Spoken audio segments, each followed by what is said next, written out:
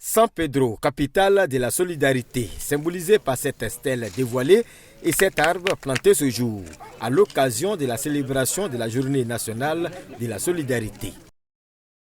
On se souvient, la ville balnéaire a fait l'objet de plusieurs inondations lors des pluies diluviennes et de nombreux incendies, avec mort d'hommes et de nombreux dégâts matériels. Grâce aux actions de solidarité des populations, les victimes ont été assistées. C'est donc en reconnaissance que la 15e édition de la Journée nationale de la solidarité a été organisée à San Pedro.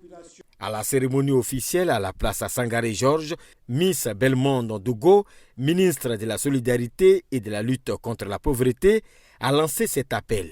Pourquoi pas l'appel de San Pedro à l'ensemble des composantes de la population, toutes couches économiques, sociales et politiques confondues, à une véritable appropriation de la notion de solidarité.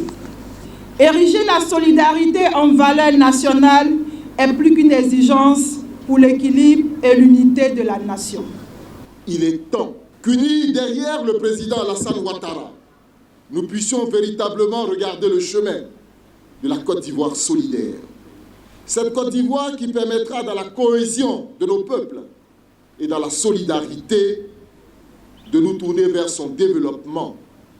Le Premier ministre Patrick Achi, par la voix de sa représentante Anne-Désirée Ouloto, à cette 15e édition de la Journée nationale de la solidarité, invite les Ivoiriens à se remettre en cause. Je voudrais vous inviter à une introspection, à redescendre en nous et à nous interroger.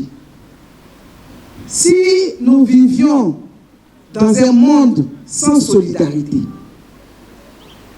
si nous vivions dans un monde où chacun ne se préoccupe pas de l'autre, la Côte d'Ivoire est une grande famille.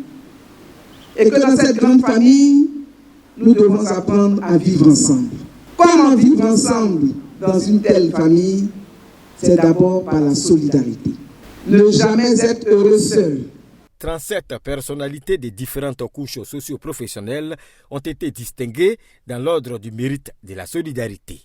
Il s'agit de 6 commandeurs, 14 officiers et 17 chevaliers. Des vivres et non-vivres d'une valeur de 15 millions de francs CFA ont été remis aux personnes sinistrées.